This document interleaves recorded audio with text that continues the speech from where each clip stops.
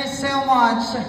Tonight, we will witness the beauty, courage, and resilience of a transgender woman who embodied the spirit of empowerment and inclusivity.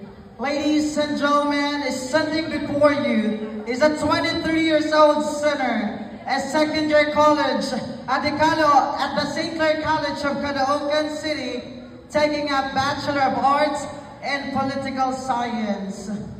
I am a proud advocate and speaker for sexual orientation, gender identity, and expression. And I am very proud to say that I am the very first transgender woman to be elected as barangay official, particularly as SK Kagawad in Barangay Batasan Hills. My name is Gib Gabiana, known affectionately as a Reyna sa Entablado, Reyna sa Serbisyo, who truly believes that crowns are not made up of jewels and rhinestones. Because the truth is, crowns are made up of consistency, determination, and a rare trait called courage.